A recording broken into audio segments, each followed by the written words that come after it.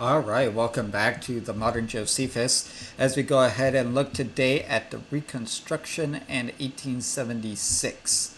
So we'll go ahead and look at that. Some of the things that I may say here come from a book called American Colossus by H.W. Brands, and he writes about this era. I read a book that he wrote. Very good book. So if you ever want to check that out, go ahead. Let's go ahead and get started. Hi, I'm John Green. This is Crash Course U.S. History, and huzzah! The Civil War is over! The slaves are free! Huzzah! That one hit me in the head.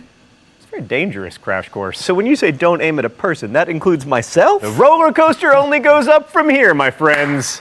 Huzzah! Mr. Green, what about the epic failure of Reconstruction? Oh, right. Stupid Reconstruction, always ruining everything.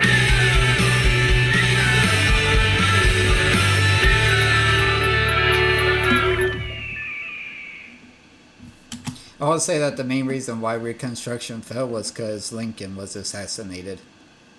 Had he not been assassinated, it would have gone a lot smoother. So after the Civil War ended, the United States had to reintegrate both a formerly slave population and a formerly rebellious population back into the country, which is a challenge that we might have met, except Abraham Lincoln was assassinated and we were left with Andrew I am the third worst president ever Johnson.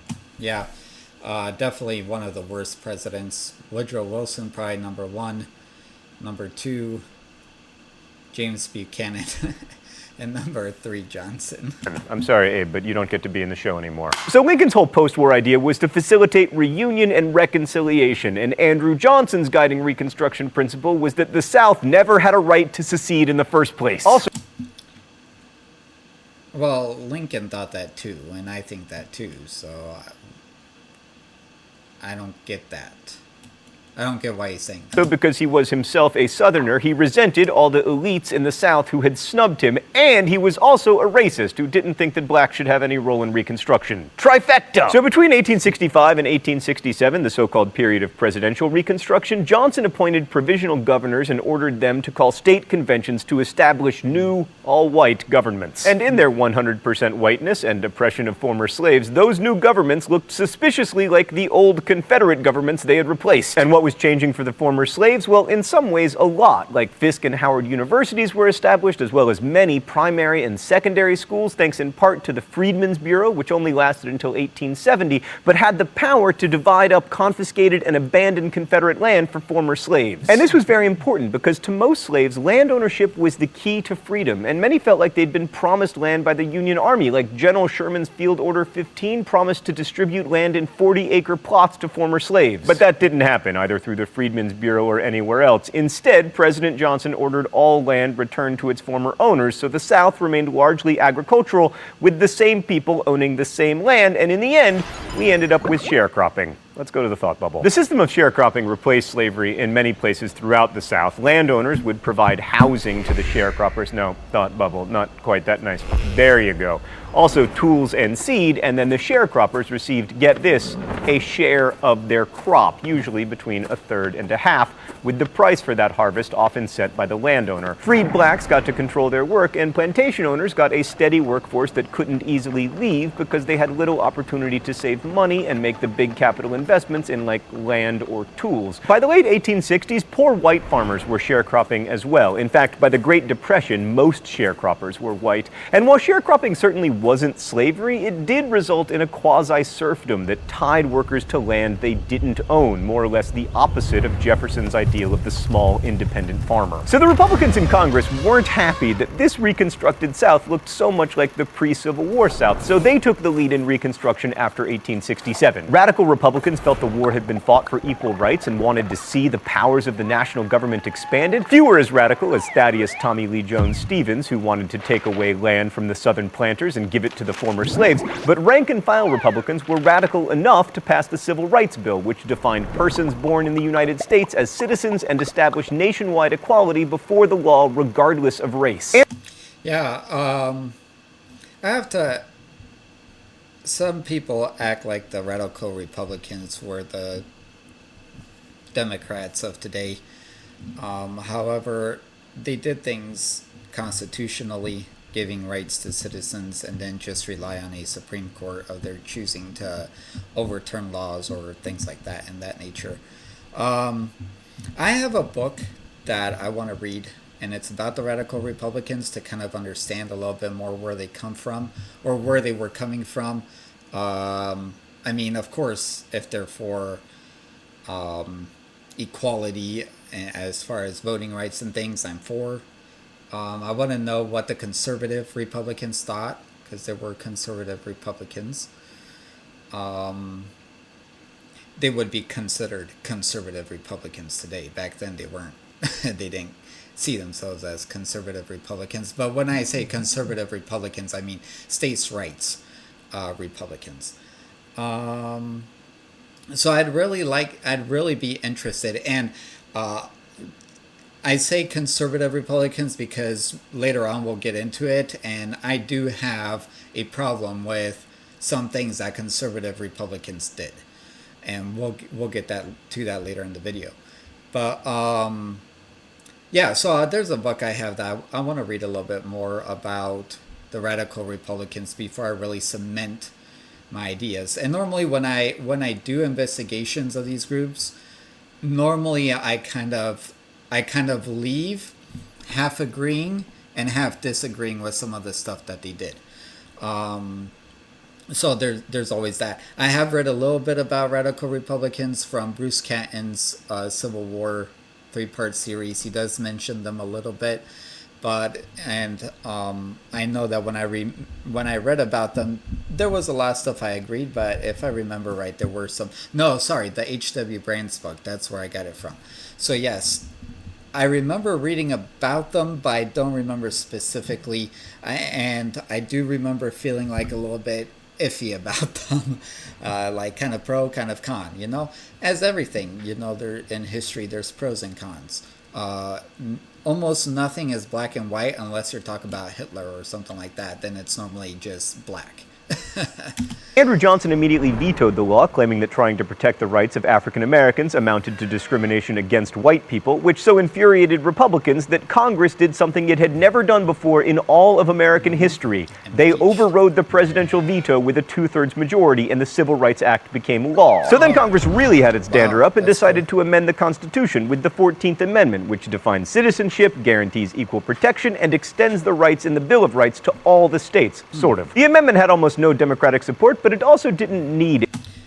I gotta reread that amendment to see about this Bill of Rights in all states. I mean, I guess it makes sense because, for instance, and again, I'll have to reread that amendment, but at the beginning of, right after independence, several states still had state-funded churches. Like Massachusetts had a state-funded church all the way up until the 1820s. Of course, by this time, most had already gotten rid of those laws in their constitution, if not all of them had already gotten rid of those laws in their constitution. The right to bear arms, I mean, most people had the right to bear arms in every single one, except for in the South. The right to bear arms was probably being denied to black Americans. But you know what these Republicans needed? They needed a Republican president, and that's coming up, I'm sure. Because there were almost no Democrats in Congress on account of how Congress had refused to seat the representatives from the new all-white governments that Johnson supported. And that's how we got the 14th Amendment, arguably the most important in the whole Constitution. Thanks, Thoughtful. So it's kind of nice that there were no Democrats to impede all of this. And they were able to get all this stuff set up. However, the Republicans ended up failing the South as well, failing black Americans, as we'll see probably toward the end of this video. Oh, straight to the mystery document today? All right. The rules here are simple. I guess the author of the mystery document and try not to get shocked. All right, let's see what we got today. Section 1. Be it ordained by the police jury of the parish of St. Landry that no Negro shall be allowed to pass within limits of said parish without special permit in writing from his employer. Section 4. Every Negro is required to be in the regular service of some white person or former owner who shall be held responsible for the conduct of said Negro. Section 6. No Negro shall be permitted to preach, exhort, or otherwise declaim to congregations of colored people without a special permission in writing from the president of the police jury. Okay, this is before the Civil War, right? Right? Gee, Stan, I wonder if the president of the police jury was white. I actually know this one. It is a black code, which was basically legal codes where they just replaced the word slave with the word Negro. And this code shows just how unwilling white governments were to ensure the rights of new free citizens.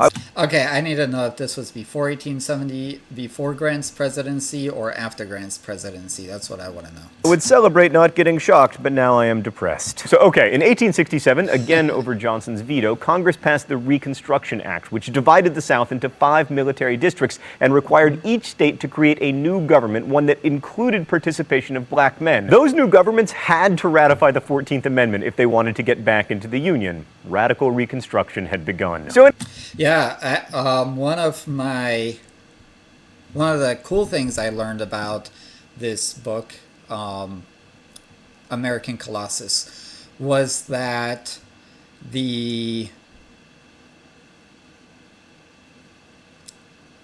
there was if you've ever watched Gods and Generals, you will see that the first regiment commander of the 20th Maine, his name is Adelbert Ames.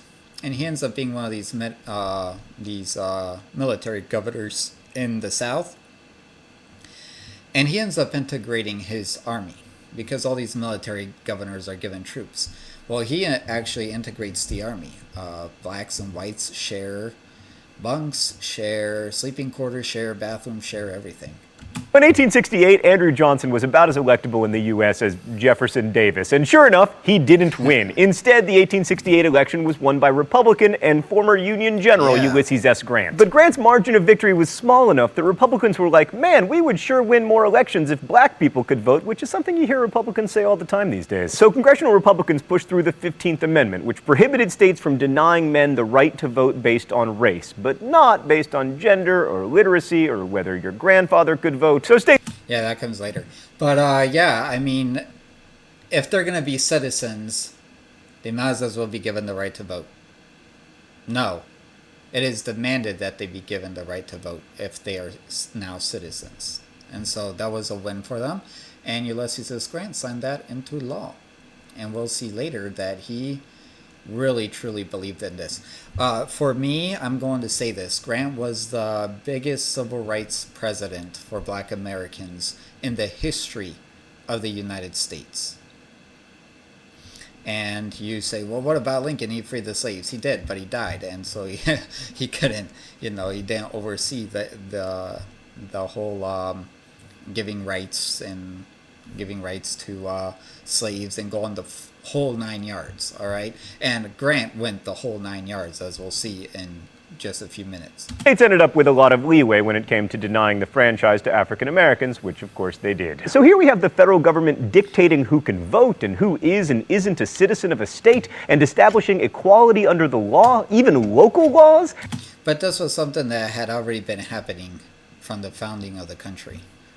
And this is a really big deal in American history because the national government became, rather than a threat to individual liberty, the custodian of freedom, as radical Republican Charles Sumner put it. But with this legal protection, former slaves began to exercise their rights. They participated in the political process by direct action, such as staging sit-ins to integrate streetcars, by voting in elections, and by holding office. Most African Americans... Yeah, I actually read in the book, shout out to American Colossus by H.W. Brands, that a Boston black American went down to the South to check out on the slavery and stuff during this time. And he said he was amazed that when he got into a streetcar, there were blacks sitting right next to whites. And there was no problem. No animosity, nothing.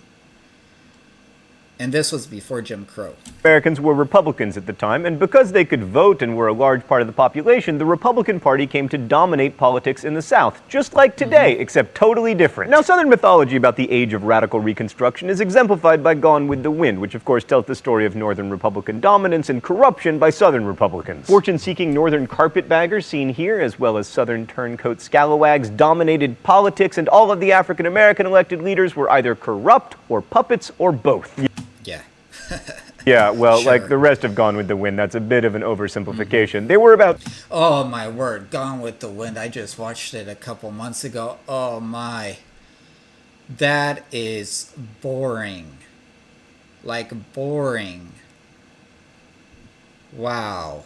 I've seen some soap operas or you know, romance movies before, but they were not as boring as that movie. Like, I was wanting it to end from like 5 minutes in. Good night. Not only is it inaccurate, but good night, it is just boring. And there's these men. Salute to them. First representatives in U.S. Congress. 2,000 African Americans who held office during Reconstruction, and the vast majority of them were not corrupt. Consider, for example, the not corrupt and amazingly named Pinckney B.S. Pinchback, who from 1872 to 1873 served very briefly in Louisiana as America's first black governor, and went on to be a senator and a member of the House of Representatives. By the way, America's second African American governor, Douglas Wilder of Virginia, was elected in 1989. Having African American office holders was a huge step forward in terms of ensuring the rights of African Americans, because it meant that there was America's second African American governor, Douglas Wilder of Virginia, was elected in 1989. Having African American office holders was a huge step forward. 1872 to 1873 served very briefly in Louisiana as America's first black governor, and went on to be a senator and a member of the House of Representatives. By the way, America's second African American governor, Douglas Wilder of Virginia, was elected in 1989. Having African American office holders was a huge step forward in terms of ensuring the rights of African Americans, because it meant that there would be black juries and less discrimination in state and local governments when it came to providing basic services. But in the end, Republican governments failed in the South. There were important achievements, especially a school system that, while segregated, did attempt to educate both black and white children. And even more importantly, they created a functioning government where both white and African American citizens could participate. According to one white South Carolina lawyer, we have gone through one of the most remarkable changes in our relations to each other that has been known perhaps in the history of the world. Yeah, stuff was really going good down there. Really going good. Black Americans were opening up their businesses, and I read another account about this. Was it a black man from the North, or maybe it was just a local white? Talk about how he went into a black-owned business, and there were whites and blacks there, purchasing items together. It was a really amazing, 8 years, because it only lasted during Grant's presidency. That's a little hyperbolic, but we are America after all. It's true that corruption was widespread, but it was in the North too. I mean, we're talking about governments. And yeah, there was corruption. But as far as voting, there wasn't any the corruption really came out during Jim Crow. Let's just be honest. That's when the corruption really came out. that's not why Reconstruction really ended. It ended because, one, things like schools and road repair cost money, which meant taxes, which made Republican governments very unpopular because Americans hate taxes. And two, white Southerners could not accept African Americans exercising basic civil rights, holding office, or voting. And for many, the best way to return things to the way they were before Reconstruction was through violence. Especially after 1867, much of the violence directed toward African Americans in the South was politically motivated. The Ku Klux Klan was founded in 1866, and it quickly became a terrorist organization targeting Republicans, both black and white, beating and murdering men and women in order to intimidate them and keep them from voting. The worst act of violence was probably the massacre at Colfax, Louisiana, where hundreds of former slaves were murdered. And between intimidation and emerging discriminatory voting laws, fewer black men voted, which allowed white Democrats to take control of state governments in the South and returned white Democratic congressional delegations to Washington. These white Southern politicians called themselves redeemers because they claimed to have redeemed the South from Northern Republican corruption and black rule. Now, it's likely that the South would have fallen back into Democratic hands eventually, but the process was aided by Northern Republicans losing interest in Reconstruction. In 1873, the U.S. fell into yet another not quite great economic depression, and Northerners lost the stomach to fight for the rights of black people in the South, which, in addition to being hard, was expensive. So by 1876, the supporters of Reconstruction were in full retreat and the Democrats were resurgent, especially in the South. And this set up one of the most contentious elections in American history. The Democrats nominated New York Governor and NYU Law School graduate Samuel Tilden. The Republicans chose Ohio Governor and Kenyon College alumnus Rutherford B. Hayes. So I went to his home not too long ago in Ohio. That guy was rich and he lived in a mansion. Granted, his father bought it for him or built it for him or something like that, but it is a big house. Like 3 stories high, large bedrooms, just this guy was loaded with money. And well, his father-in-law was, but he also had a good job and stuff like that. So, he didn't talk about it. So the reason why there was all this going on and blacks were able to vote and send people to Congress and everything was because President Grant sent troops into the South to enforce the 13th Amendment or 14th Amendment. He sent troops into the South to enforce it. So the troops were there to protect black American voting rights. They would set up at the polls and all that so that then black Americans would come out and vote and know that they were being protected. So when Grant, his 8 years come up, Rutherford B. Hayes is elected and the Republicans just don't want to keep going into that. Now, James Garfield had plans on doing it again because he knew that black Americans' rights were being violated in the South, but the Republican Congress had no more stomach for it. And this is my biggest beef with the Republican Party at the time, is they lost interest in protecting the rights of black Americans. And with Rutherford B. Hayes coming in, it's when you start seeing Jim Crow laws pop in and everything else like that. So that is why I say that Ulysses S. Grant was the biggest civil rights president for black Americans that they had ever had. Grant set up the DOJ at that time in order to fight against the Ku Klux Klan. And as H.W. Brands in his book American Colossus says, the Ku Klux Klan was completely annihilated and they did not resurface again until the 1920s. So they were afraid to come back out after that. But then, of course, there was no need for the Ku Klux Klan once you could put Jim Crow laws in place. Hayes. One man who'd gone to Crash Course writer Raoul Meyer's law school, and another who'd gone to my college, Kenyon. Now, if this election had been based on facial hair, as elections should be, there would have been no controversy. But sadly, we have an electoral college here in the United States, and in 1876, there were disputed electoral votes in South Carolina, Louisiana, and, of course, Florida. Now, you might remember that in these situations, there is a constitutional provision that says Congress should decide the winner, but Congress, shockingly, proved unable to accomplish something. So they appointed a 15-man electoral commission, a super committee, if you will, and there were 8 Republicans on that committee and 7 Democrats, so you will never guess who won. Yeah, and this is actually, now that we can talk about the 2020 election again on YouTube, that's actually what Ted Cruz was calling for, was for something like this. Kenyon College's own Rutherford B. Hayes. Go, lords and ladies! And yes, that is our mascot. Shut up. Anyway, in order to get the presidency and win the support of the super committee, Hayes's people agreed to cede control of the South to the Democrats and to stop meddling in Southern affairs, and also to build a transcontinental railroad through Texas. This is called the Bargain of 1877 because historians are so good at naming things, and it basically killed Reconstruction. Without any more federal troops in southern states and with control of southern legislatures firmly in the hands of white Democrats, the states were free to go back to restricting the freedom of black people, which they did. Legislatures passed Jim Crow laws that limited African Americans' access to public accommodations and legal protections. States passed laws that took away black people's right to vote, and social and economic mobility among African Americans in the South declined precipitously. However, For a brief moment, the United States was more democratic than it had ever been before, and an entire segment of the population that had no impact on politics before was now allowed to participate. And for the freedmen who lived through it, that was a monumental change, and it would echo down to the civil rights movement in the 1950s and 1960s, sometimes called the Second Reconstruction. But we're going to end this episode on a downer, as we are wont to do here at Crash Course U.S. History, because I want to point out a lesser-known legacy of Reconstruction. The Reconstruction amendments and laws that were passed granted former slaves political freedom and rights, especially the vote, and that was critical. But to give them what they really wanted and needed, plots of land that would make them economically independent, would have required confiscation, and that violation of property rights was too much for all but the most radical Republicans. And that question of what it really means to be free in a system of free market capitalism has proven very complicated indeed. I'll see you next week. Yeah, I see why it would have been difficult to do that.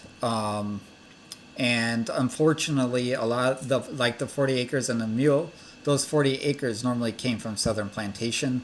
I think what they should have done is given them 40 acres and the mule with land out west, or land that was not from a plantation owner. They probably should have done that, but I guess nobody thought about it. Anyway, I hope you all liked this video and liked my reaction. Go ahead and like, share, subscribe, comment down below. We'll see you in the next video. Thanks. Bye.